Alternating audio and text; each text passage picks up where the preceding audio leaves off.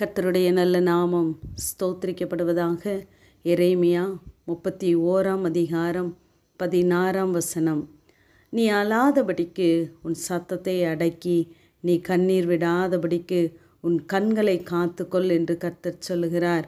உன் கிரியைக்கு பலன் உண்டென்று கர்த்தர் சொல்லுகிறார் என்று வாசிக்கிறோம். அநேக நேரங்களிலே நம்முடைய மனதின் வேதனையை நாம் அடக்கக்கூடாமல் நம்முடைய கண்களிலே கண்ணீர் சொரிகிறது. ஆனால் தேவன் சொல்லுகிறார், நீ அழாதே என்று சொல்லுகிறார். உன் அழுகையை அவர் கிரியையாக பார்க்கிற நல்ல தேவனாக இருக்கிறார்.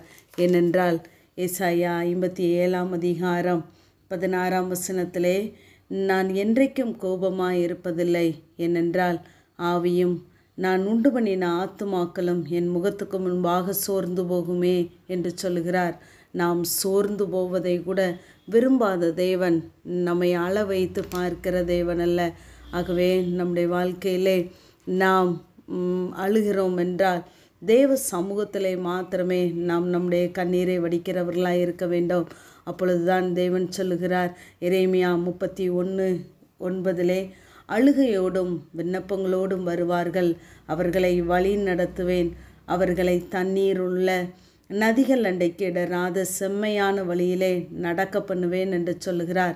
நாம் தேவ சமூகத்திலே அழுகையோடும் விண்ணப்பங்களோடும் கூட போய் நாம் தெய்வ சமூகத்திலே நம்முடைய காரியங்களை சொல்வோமானால் தேவன் நம்மை வழி நடத்துகிறவராக இருக்கிறார். ஆகவே நம்முடைய கண்ணீர்களை மனிதனுக்கு முன்பதாக வடித்து விடாதபடிக்கு தேவ சமூகத்திலே நாம் ஏறெடுக்கிறவர்களாக இருக்க வேண்டும். ஒருவேளை நாம் இயேசுவை ஏற்றுக்கொள்வதற்கு முன்பதாக அநேக காரியங்களை நினைத்து அழுதிருக்கலாம். ஆனால் நாம் இயேசுவை சொந்த இரட்சகராக ஏற்றுக்கொண்ட பிறகு அவரை தகப்பனாக நாம் அங்கீகரித்த பின்பு நாம் அழுகிறோம் என்றால் அந்த அழுகைக்கு தேவன் நிச்சயமாகவே பதில் தருகிறவராக இருக்கிறார். நம்முடைய ஒவ்வொரு சொட்டு கண்ணீரையும் அவர் கிரியையாய் பார்க்கிற நல்ல தேவன். நம்மை அழ வைப்பது நம்மை பலப்படுத்துவதற்காகவே, நம்முடைய பின் நாட்களிலே நாம் மிகப்பெரிய ஆசீர்வாதத்தை சுதந்திரிக்க வேண்டும் என்பதற்காகவே தேவன் இப்படிப்பட்ட காரியங்களை அனுமதிக்கிறார் என்று நாம் அறிந்து கொள்ள வேண்டும். தாவீதுடைய வாழ்க்கையிலே நாம் பார்க்கும் பொழுது அவன் அநேக நேரங்களிலே ஓடுகிற நிலைமை, விரட்டப்பட்ட நிலைமை, இப்படிப்பட்ட எத்தனை இரவுகளை அவன் கண்ணீரோடு கழித்திருக்கிறான் என்று நாம் சங்கீத பகுதிகளை வாசித்து பார்த்தால் அறிந்து கொள்ளலாம். யாக்கோப்பை குறித்து பார்க்கும் பொழுது அவன் ஒரு இரவு போராடினான், ஆசீர்வாதத்தை சுதந்தரித்து கொண்டான். ஆனால் தாவீதுக்கு பல இரவுகள் ஆனது.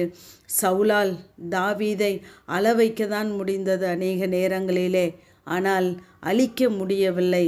அந்த அழுகையின் காரணம் அவன் சந்ததியை விட்டு தேவன் கிருபையை விளக்கவில்லை. ஆகவே நாம் நம்முடைய தலைமுறைகளுக்காய், நம்முடைய பிள்ளைகளுக்காய், நம்முடைய குடும்பங்களுக்காய், நம்முடைய எதிர்காலங்களுக்காய் நாம் ஒருவேளை தெய்வ சமூகத்திலே அழுகிறோம் என்றால் தெய்வ சமூகத்திலே நாம் வடிக்கிற ஒவ்வொரு கண்ணீரையும் தேவன் கிரியையாய் பார்த்து நம்முடைய நாட்களை, நம்முடைய சந்ததிகளை அவர் ஆசீர்வதிக்க போதுமானவராகவே இருக்கிறார்.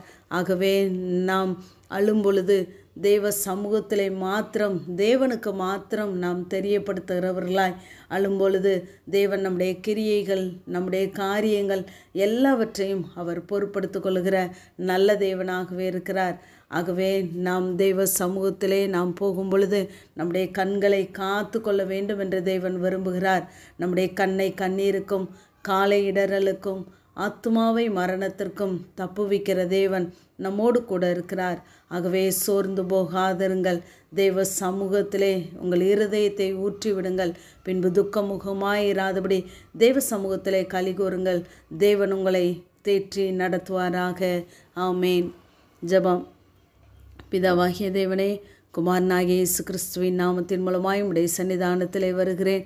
அவர்களுடைய கண்ணீர் யாவையும் தேவன் துடைப்பார் என்ற வேத வார்த்தையின்படி இப்பொழுதும் அழுகையோடு விண்ணப்பங்களோடு புலம்பலோடு கூட உடைய சன்னிதானத்திலே அநேக நன்மைகளுக்காக எதிர்பார்த்திருக்கிற பிள்ளைகளுடைய வாழ்க்கையிலே ஆண்டவரே அவர்கள் வடிக்கிற கண்ணீரை, அவர் முகங்களில் உள்ள எல்லா கண்ணீரையும் துடைத்து கர்த்தர் காரியத்தை வாய்க்க பண்ணுங்க. உடைய கரத்திலே தாழ்த்தி தருகிறோம்.